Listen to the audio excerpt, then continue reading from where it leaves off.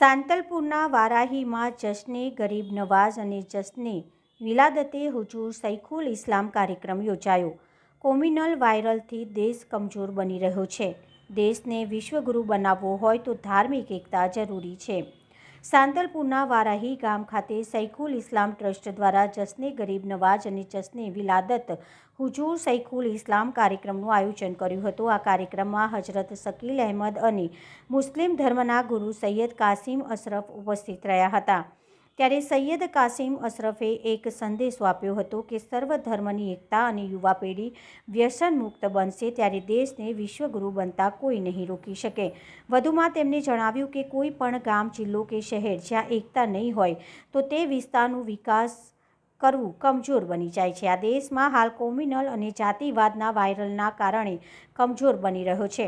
ત્યારે આપણે ઈચ્છીએ છીએ કે આપણો દેશ વિશ્વગુરુ બને તો દેશમાં દરેક ધર્મના લોકોએ એક સમથી રહી જેથી આપણો દેશનો વિકાસ થાય અને દેશ વિશ્વગુરુ બને। તેમજ વ્યસન મુક્તિ બાબતે તેમણે કહ્યું કે કોઈપણ દેશનું ભવિષ્ય તેની યુવા પેઢી છે। જો યુવા પેઢી વ્યસનના રવાડે ચડી જશે તો તે તેના ઘર, ગામ અને દેશ માટે નુકસાનકારક છે। જેથી યુવા પેઢી વ્યસન મુક્ત બને અને શિક્ષણ મેળવે તેવા પ્રયાસો કરવા જોઈએ। અહેવાલ જયંતિભાઈ ઠક્કર, સિહોરી, काकरेज। हिंदुस्तान के अवाम को ये मैसेज देना हम ये चाहते हैं कि इत्तेहाद का नाम जिंदगी है और इख्तलाफ का नाम मौत। जब जिस्म और रूह का ताल्लुक होता है यानी आत्मा और शरीर में संबंध मजबूत रहता है तो इंसान जीवित कहलाता है, जिंदा कहलाता है। और जब ये शरीर और आत्मा का संबंध टूट जाता है तो उसी इंसान को हम कहते हैं मर चुका है, ये अब जीवित नहीं रहा। तो इसका मतलब ये हुआ इख्तलाफ का नाम मौत है, इत्तेहाद का नाम जिंदगी। जब शरीर और आत्मा का संबंध टूटता है इंसान मर जाता है। ऐसे ही किसी विस्तार, किसी गांव, किसी विलेज, किसी शहर और किसी स्टेट में अगर इत्तेहाद नहीं है तो उस शहर का विकास, वहाँ की तरक्की, वहाँ का डेवलपमेंट जो है वो कमज़ोर पड़ जाता है। और अगर इत्तेहाद और इत्तेफाक है उस शहर में, उस गांव में, उस विस्तार में तो डेवलपमेंट को बल मिलता है और वो आगे बढ़ता है। इस मुल्क में जो एक कम्युनलवाद का वायरस फैल रहा है या जातिवाद का, जिससे हमारा मुल्क जो है कमज़ोर हो रहा है। और हम चाहते हैं ये मुल्क हमारा विश्व गुरु बने।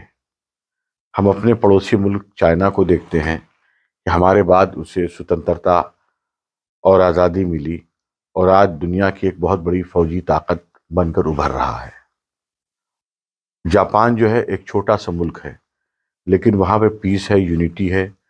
आज वो सनत की बुनियाद पर वो एक विश्व का एक बहुत बड़ा मुल्क कहला रहा है।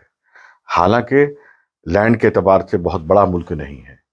तो हम चाहते हैं हमारे मुल्क में पीस रहे, अमन रहे, शांति रहे और तमाम लोग, तमाम मज़ाहिब के लोग इंसानी कदरों के साथ रहें ताकि हमारा मुल्क विश्व गुरु बन सके। और जहाँ तक आपने नशीली पदार्थ की बात की, असल में किसी मुल्क या किसी कौम का जो फ्यूचर रोशन मुस्तकबिल, ब्राइट फ्यूचर, सुंदर भविष्य की जो ज़मानत और गारंटी होती है वो नौजवान नस्ल होती है। और अगर नौजवान नस्ल में नशा पदार्थ वाली चीज़ें वो करने लगें, यानी नशीली दवाएं खाने लगें, नशे के आदी हो जाएं, तो ये वैसी लत है कि वो युवा पीढ़ी को एकदम ख़त्म और कमज़ोर कर देगी। और जाहिर है वो अगर कमज़ोर होगी तो यह न देश के लिए अच्छा है, या जिस कम्युनिटी का है न उसी कम्युनिटी के लिए अच्छा है, या जिस घर का वो नौजवान है न उस घर के लिए अच्छा है। इसलिए हम अपनी नस्लों को, अपने युवा पीढ़ी को इस नशीली चीज़ों से बचाने के लिए जितना मुमकिन हो सकता है, संभव हो सकता है, उसका प्रयास करें, कोशिश करें और हम अपनी नस्लों को ज़्यादा पढ़ाएं।